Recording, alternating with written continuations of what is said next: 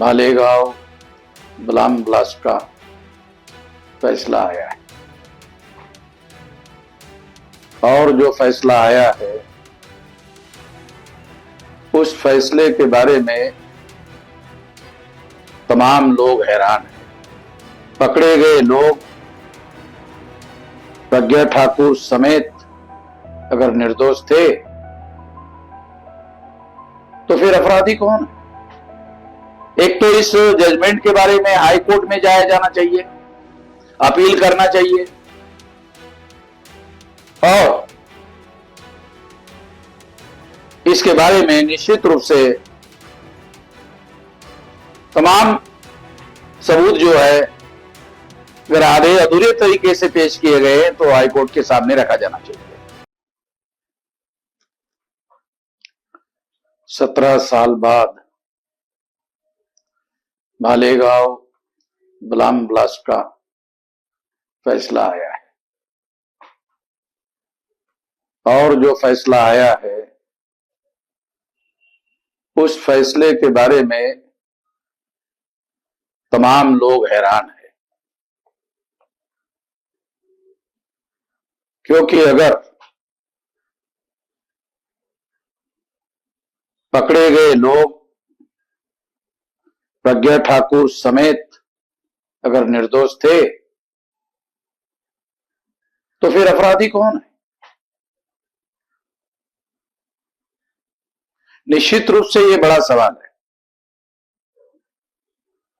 और इसके बारे में विचार किया जाना चाहिए।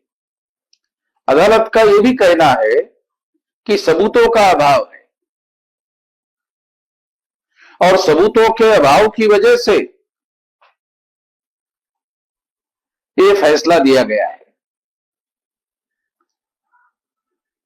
और अगर ऐसा है तो निश्चित रूप से सबूत इकट्ठा करने वाली एजेंसियों के द्वारा क्या ये सबूत आधे अधूरे सबूत दिए गए थे या जानबूझकर जांच अधूरी रखी गई या सबूत इकट्ठा करने के बारे में जानबूझकर कोताही बरती गई, इसके बारे में कई सवाल उठ रहे हैं। इसलिए इन सभी बातों के बारे में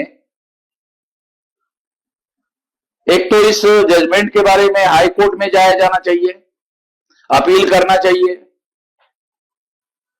और इसके बारे में निश्चित रूप से तमाम सबूत जो है अगर आधे अधूरे तरीके से पेश किए गए हैं तो हाईकोर्ट के सामने रखा जाना चाहिए। मालेगांव में बम ब्लास्ट हुआ, ये बात कोर्ट ने भी मानी। कोर्ट ने इस बात को स्वीकार किया कि हां बम ब्लास्ट हुआ, ये जग जाहिर है, मगर उसके जो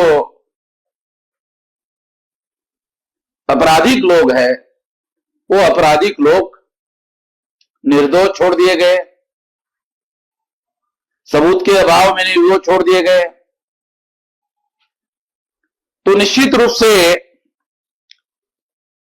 ये विचार करने वाली बात है।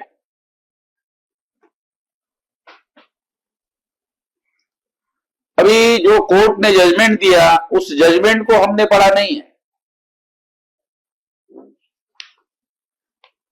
और पढ़ने के बाद इसके बारे में विस्तार से बात करेंगे। जजमेंट की कॉपी लेने की हम लोग कोशिश कर रहे हैं ताकि जजमेंट में और कोई डाटा उपलब्ध होता है उसके बारे में विस्तार से लोगों को खबर करेंगे। धन्यवाद।